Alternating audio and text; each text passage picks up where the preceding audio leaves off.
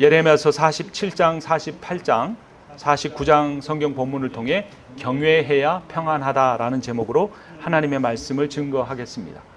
사람이 가장 원하는 것이 무엇일까요? 그것은 마음의 평안입니다. 그런데 사람이 갖기 가장 힘든 것이 무엇이냐면 마음의 평안입니다. 세상 사람들은 다 잘 사는 것처럼 보이는데 나만 왜 이렇게 힘들게 살아가야 하나 하는 생각이 들 때가 있습니다. 자신을 다른 사람과 비교하다 보면 마음의 평안이 깨져버립니다. 단순하게 생각하면 마음 하나 바꾸면 되는데 그러면 되는 줄 아는데 이 내 마음 하나 바꾸는 것이 온 세상을 다 갖는 것보다 더 힘이 듭니다. 세상 사람들이 다 누리기 원하는 것이 마음의 평안인데 세상 사람들은 평안을 얻는 방법을 잘 알지 못합니다. 돈을 많이 번다고 마음이 평화로워지는 것이 아닙니다. 성공했다고 마음이 편안해지는 것도 아닙니다. 어떤 자리에 올라가는 과정도 그 과정에서 마음이 참 힘들지만 그 자리에 올라가서 그 자리를 유지하기 위해서는 마음이 더욱더 힘들어집니다. 어떤 자리에 올라가기 위해서 애를 쓰고 노력하면서 그 마음의 평안이 조금씩 줄어들다가 그 자리에 올라선 뒤에는 평안이 완전히 바닥나 버리는 경우가 많습니다. 얼마 전 유튜브에서 어떤 분에 대한 청문회 장면을 보게 됐습니다. 그분은 그 분야에서 영역에서 최고의 엘리트로 살아왔습니다. 그리고 이제 더 높은 자리에 오르기 위해서 청문회에 참석해야 했습니다. 많은 의원들이 수많은 질문을 쏟아냅니다. 왜 법인카드를 자기 마음대로 썼느냐? 왜 제과점에서 빵을 900만 원어치나 사느냐? 또 자신의 성공을 위해서 당신은 자신과 함께했던 후배들을 부당하게 해고시키지 않았느냐? 이런 부끄러운 과거에 대해서 비난을 받았습니다. 그 의원들이 질책하는 내용이 어디까지 사실인지 어디까지 진짜 잘못한 내용인지 저는 알 수는 없었습니다. 하지만 제가 그 장면을 보면서 분명하게 알 수 있었던 것이 한 가지 있었습니다. 그분 청문회를 겪는 그분의 얼굴에 어떤 평안함도 고상함도 진지함도 없었다는 것입니다. 그분의 얼굴에는 평안함이 아닌 불안함이 가득했습니다. 그 자리에 오르기 위해서라면 어떤 불의한 일이나 부정한 일이라도 할 수 있는 무표정하고 무감각한 얼굴이었습니다. 여러분, 성경에서 가장 중요한 단어가 무엇이냐면 바로 샬롬입니다. 여러분, 우리 한번 같이 해볼까요? 샬롬. 샬롬은 평안이라는 뜻입니다.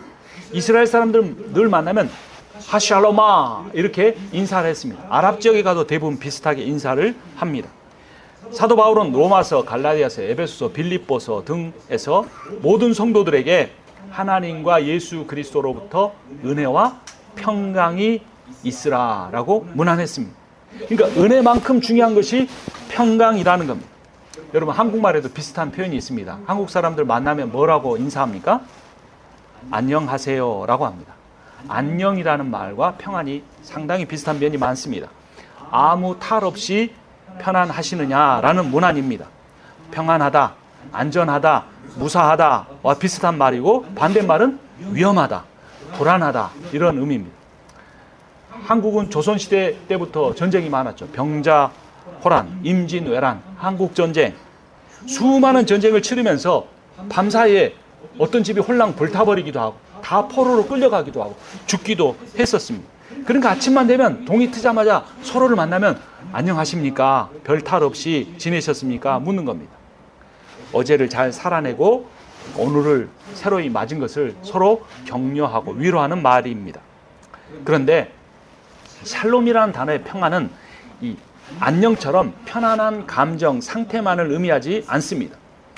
이 평안이라는 말은 사람과 사람 사이에 갈등이 없거나 나라와 나라 사이에 전쟁이 없다라는 부정적 의미만이 아닌 겁니다.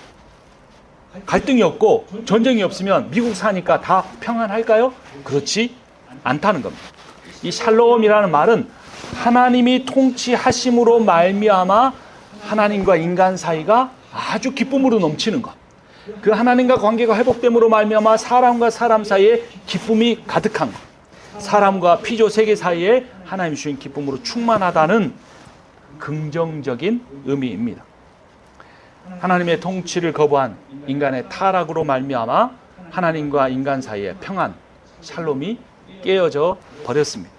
뿐만 아니라 인간과 인간 사이에 샬롬이 깨어졌습니다. 피조세계와 사이에서도 깨어지고 말았습니다. 그래서 이 복음이란 무엇이냐면 아담의 타락으로 인해 깨어진 샬롬이 예수 그리스도의 십자가의 죽으심과 부활을 통해 다시 회복되었다라는 아주 기쁜 소식입니다.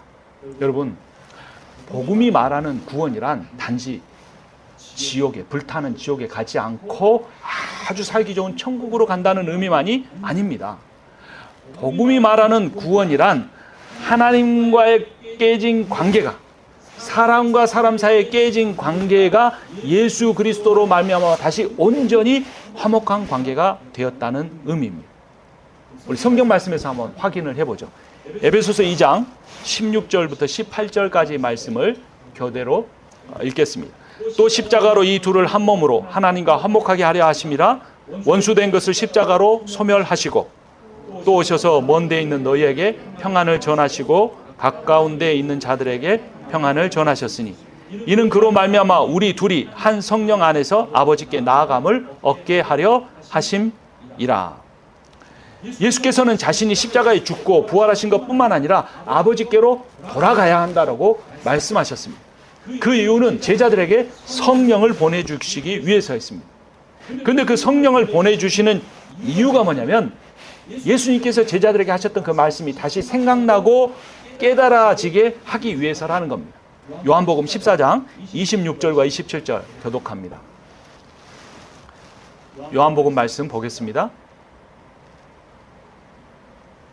보혜사 곧 아버지께서 내 이름으로 보내실 성령 그가 너희에게 모든 것을 가르치고 내가 너희에게 말한 모든 것을 생각나게 하리라. 평안을 너희에게 끼치노니 곧 나의 평안을 너희에게 주노라. 내가 너희에게 주는 것은 세상이 주는 것과 같지 아니하니라. 너희는 마음에 근심하지도 말고 두려워하지도 말라. 그러니까 예수께서 죽으신 목적, 부활하신 목적, 아버지께로 가신 목적, 또 성령을 보내신 그 모든 목적이 우리에게 무엇을 주시기 위해서라고요? 평안을 주시기 위해서는. 세상 살아가면서 근심하지 않고 살아가고 평안하게 사는 것, 세상 살아가면서 두려워하면서 살아가는 것이 아니라 평안하며 살아갈 수 있도록 하기 위해서라는 것입니다. 그런데 이 말을 오해하면 평안하다는 말이 인생에 아무런 어려움이 없다라는 의미가 아니라는 겁니다. 모든 일에 승승장구하고 아프지도 않고 가난해지도 않고 실패하지도 않는 그런 의미가 아니라는 겁니다. 그것은 뭐냐면 편안하다라는 겁니다. 여러분, 밑받침 하나만 달라지는 거예요. 니은에서 이응으로. 편안하다와 평안하다. 이 둘은 매우 다른 의미입니다. 편안하다라는 말은 돈을 많이 벌거나 좋은 직장을 갖거나 몸이 건강해서 그런 외부 환경이 가져다주는 감각적인 동물적인 느낌일 뿐입니다. 하지만 평안하다라는 것은 외부 환경과 상관없이 내 마음의 깊은 영혼의 깊은 속으로부터 우러나온 흘러넘치는 샘물과 같은 영적인 상태입니다. 돈을 잘 벌고 평생 내가 돈 벌지 않아도 살 만한 어떤 보험이나 연금이 있다고 할지라도, 건강할지라도, 성공했다고 할지라도, 명예를 갖고 있다고 할지라도 그 사람은 불편하지 않는 편안한 삶을 살 수 있을지는 모르지만 그것 때문에 마음까지 평안해지는 것은 아니라는 겁니다. 그럼 반대로 비록 가난하고 몸이 자주 아프고 하는 일이 잘 안 되고 실패하는 상황일지라도 그것 때문에 너무 불편하긴 하지만 내 힘으로 되는 것이 인생이 아니고 구원이라는 것을 깨달아서 온전히 하나님만 바라볼 때 그 하나님이 자신만을 바라보는 사람에게 세상이 줄 수 없는 평안을 그의 머리끝부터 발끝까지 아론의 수염에서 기름이 흘러 땅끝으로 흘러가는 것처럼 그런 평안이 임재할 수 있다라는 것입니다. 오늘 예배 시간에 우리가 함께 부른 찬양이 있죠. 가사에 이런 내용이 있었습니다. 크신 계획 다 볼 수도 없고 작은 고난에 지쳐도 죽게 묶인 나의 모든 삶 버티고 견디게 하시네. 여러분, 저는 한 가지 소원이 있습니다. 하나님이 제 인생에 어떤 계획을 가지고 계시는지 좀 알려주시면 너무나 기쁠 것 같아요. 한 달 후에 어떻게 살아갈지, 1년 뒤에 어떻게 할지, 그러면 그 길이 아골골짝 빈대를 가는 것과 같다고 할지라도 그 길을 갔으면 좋겠어요. 그런데 하나님이 말씀해 주지 않으십니다. 그리고 내 삶에는 작은 고난들이 있습니다. 우리의 삶의 크고 작은 고난은 늘 그치지 않습니다. 이 세상에서도 전쟁의 소문이 단 한 번도 그친 적이 없습니다.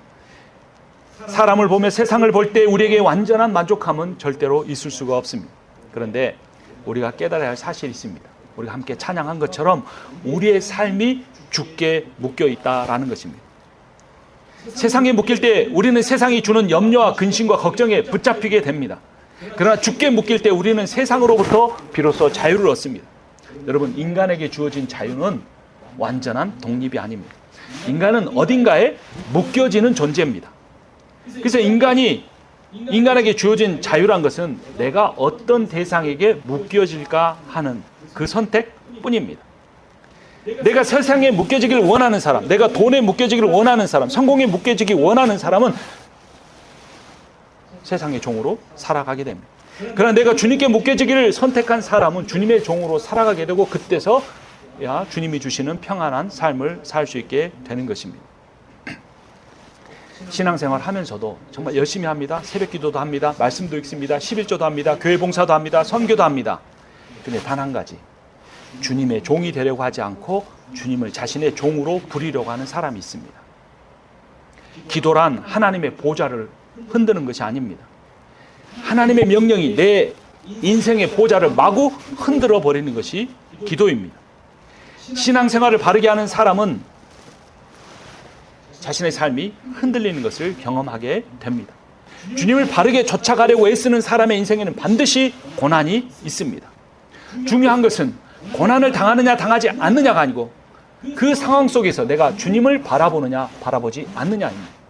주님을 바라볼 때만 평안이 우리에게 있습니다.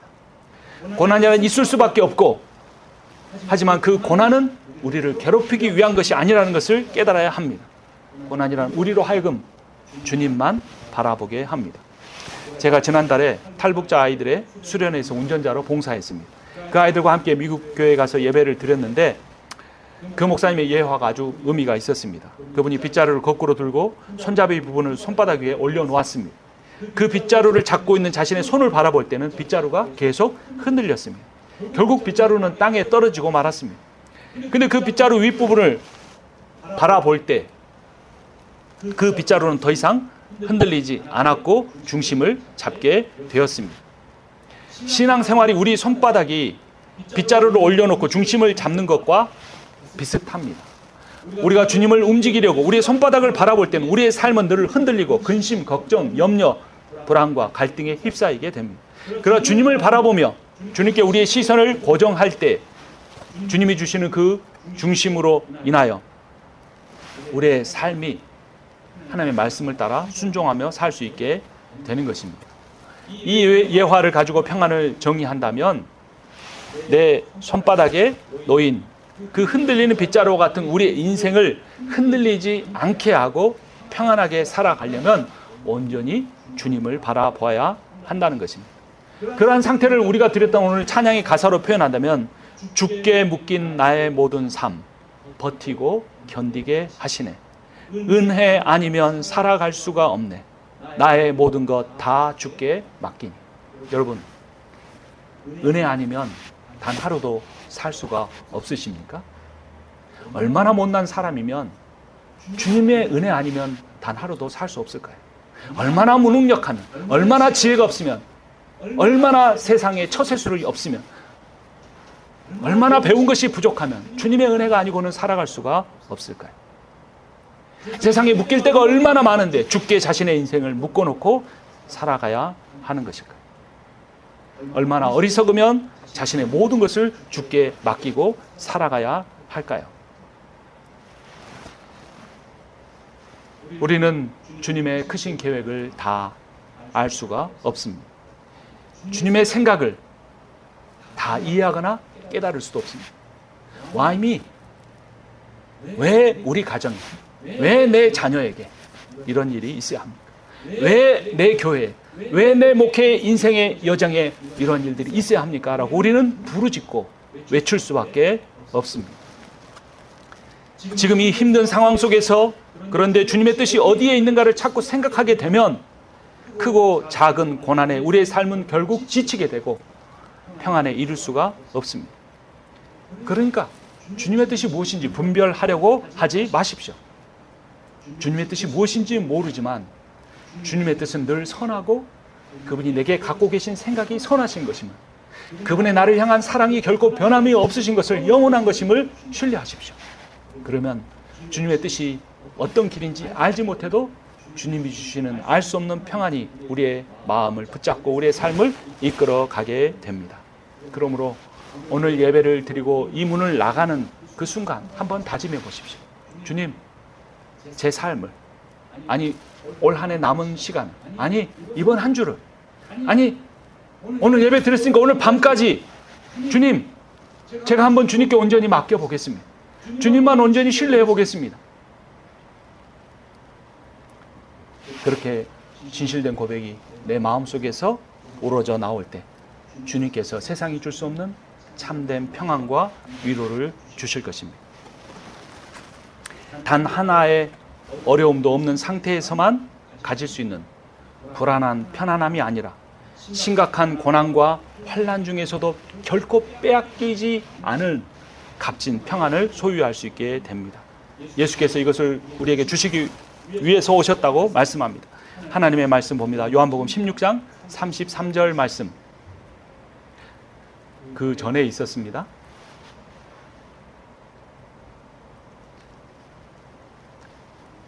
요한복음 16장 33절 말씀 같이 읽겠습니다. 이것을 너희에게 이르는 것은 너희로 내 안에서 평안을 누리게 하려 함이라. 세상에서는 너희가 환난을 당하나 담대하라. 내가 세상을 이기었노라.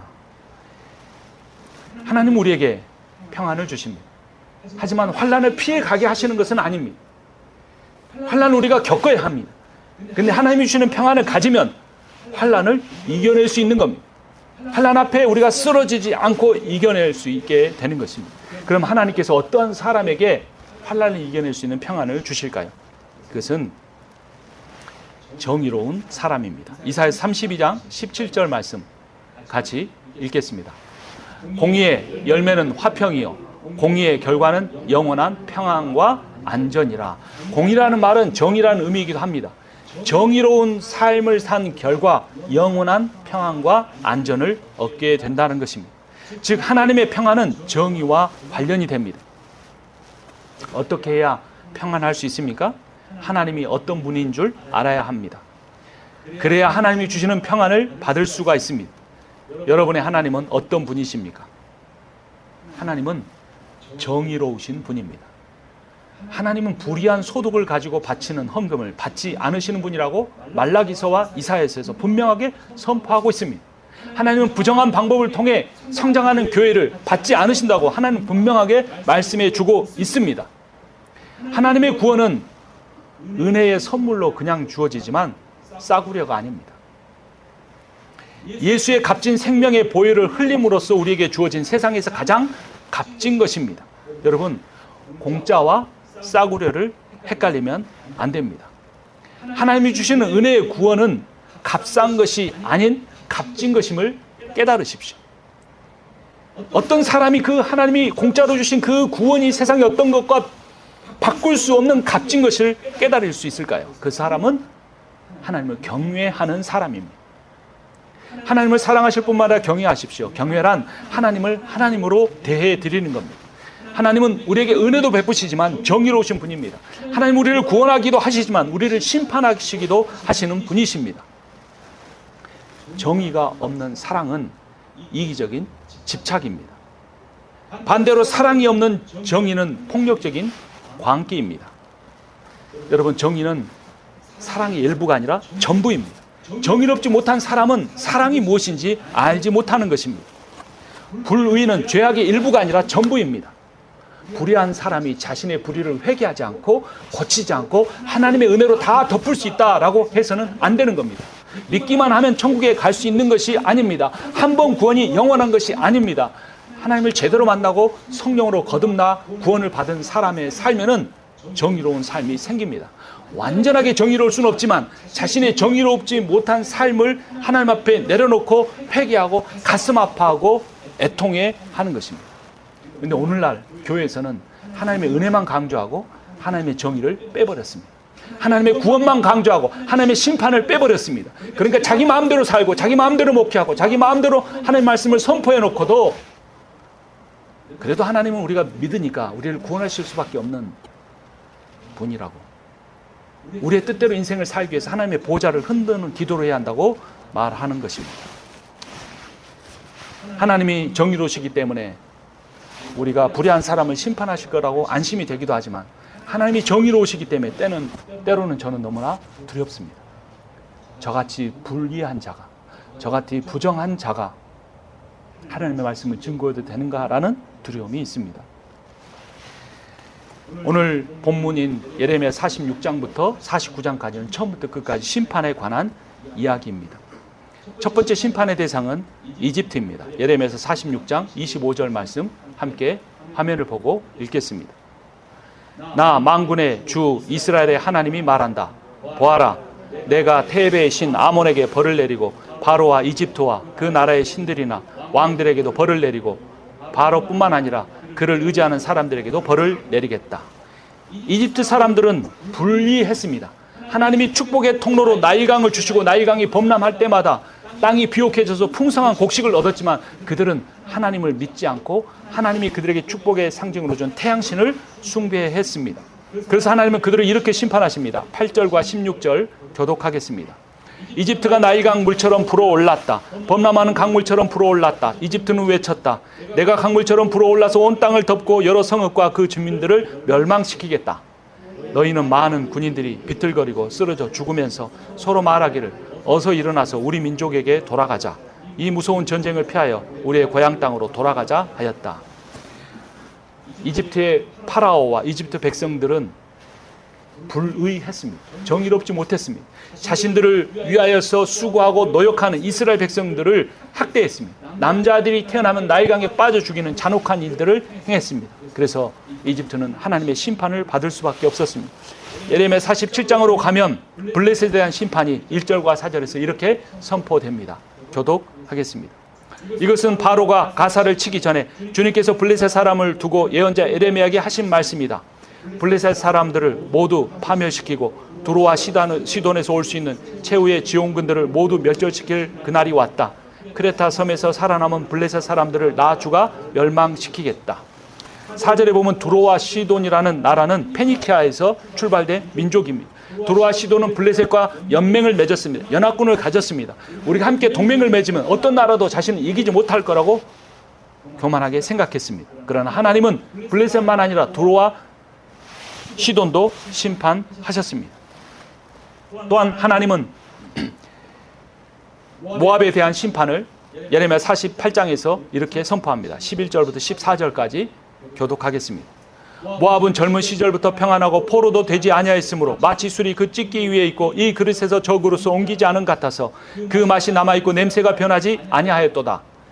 이스라엘 백성이 베델을 의지하다가 수치를 당하였듯이 모압이 그모스 신 때문에 수치를 당할 것이다. 어떻게 너희가 우리는 용사들이요 전투에 능한 군인들이다 하고 말할 수 있느냐. 또한 암몬에 대한 심판을 이렇게 말합니다. 49장 4절과 5절 교독하겠습니다.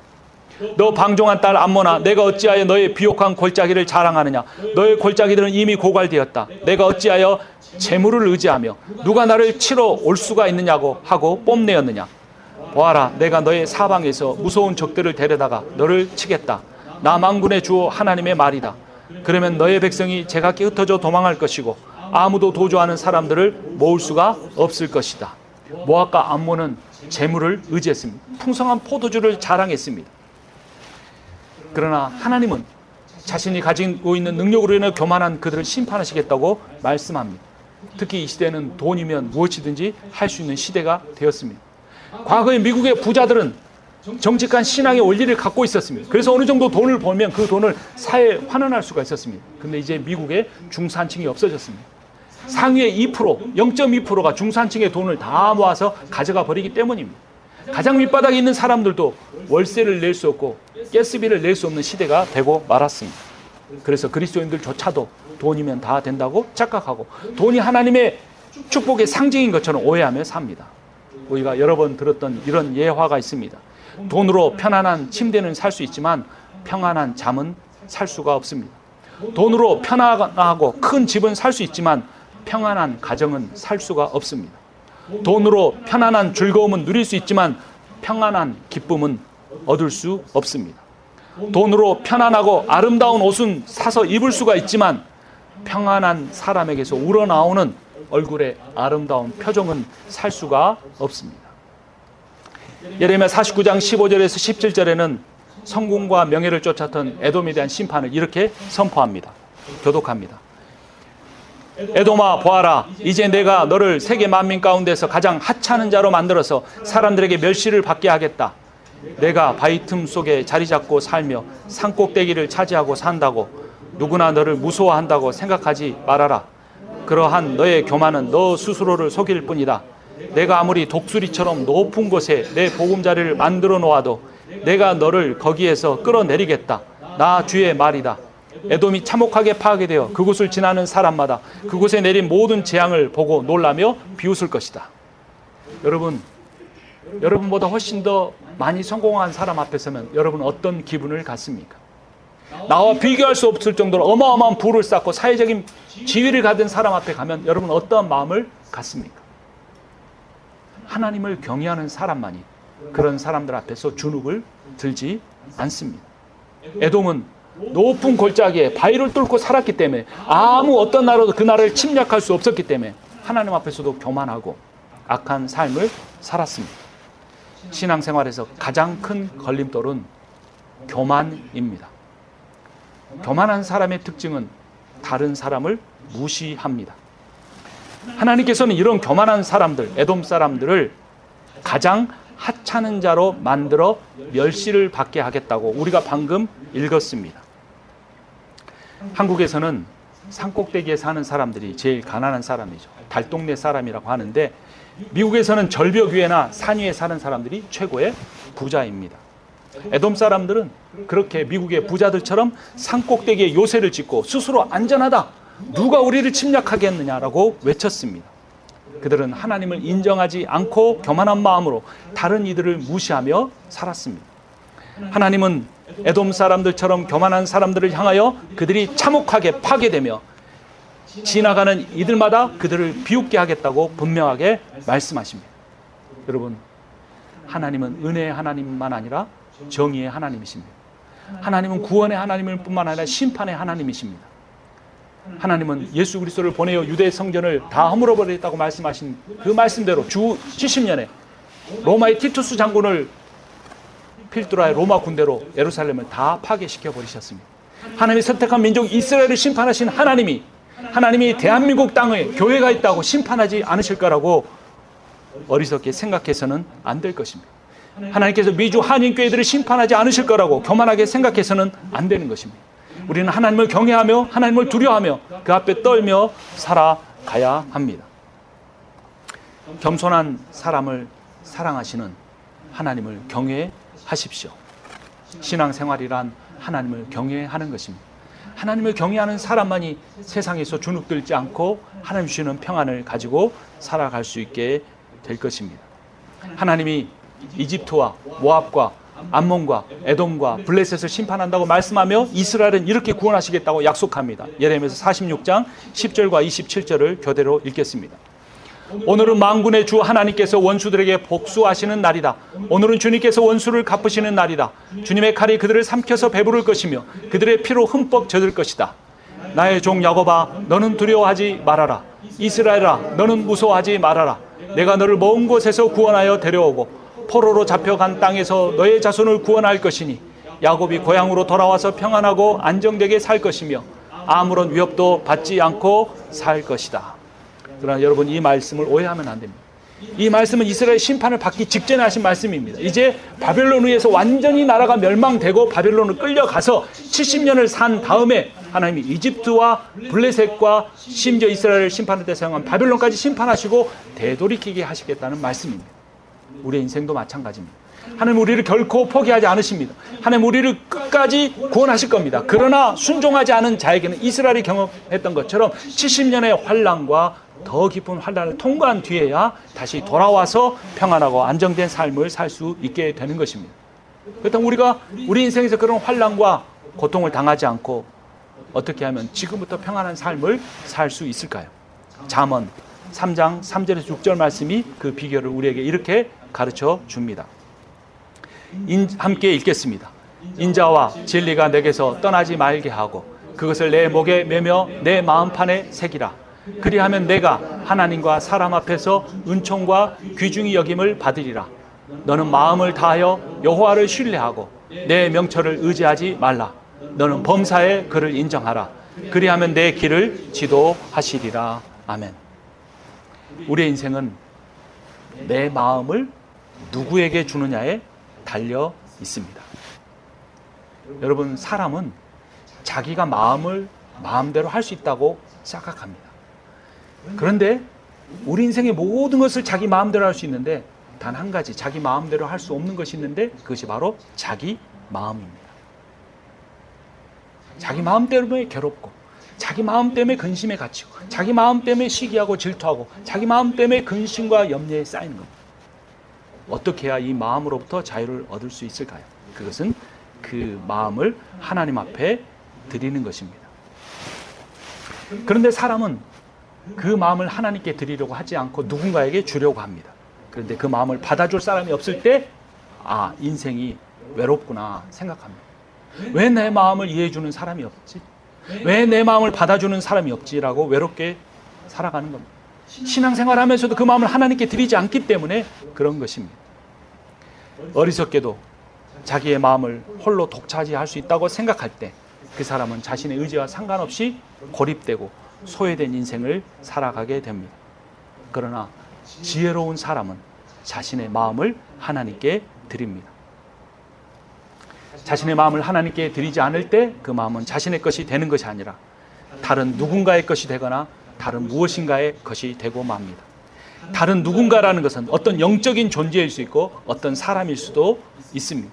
다른 무엇인가라고 할 때는 그것이 돈일 수도 있고 명예일 수도 있고 집일 수도 있고 자동차일 수도 있고 자기의 비전일 수도 있습니다. 하나님께 자신의 마음을 드리지 않는 사람은 이 마음을 누구한테 줄 수 있을까? 무엇을 통해 내 마음을 온전히 채울 수 있을까? 외로움과 안타까움 속에 남은 인생을 살아갈 수밖에 없는 것입니다. 여러분, 평범해 보이는 실들이 아름다운 옷감으로 제작될 때 굉장한 재능을 가진 사람의 손에 놓여질 때 시실과 날실이 되어 서로 연결되어 아름다운 모양으로 수가 놓아집니다. 우리 인생이 아무 의미가 없어 보인다 한들 때로는 너무나 괴로운 일들로 가득 차 있다고 할 때 또는 어떤 때는 너무나 권태로운 하루하루라고 할 때 그러나 그 하루하루가 하나님의 손에 맡겨질 때 시 일과 날 일이 되어 서로 합력하여 우리가 이 세상을 떠나는 날 마지막 숨을 거두는 날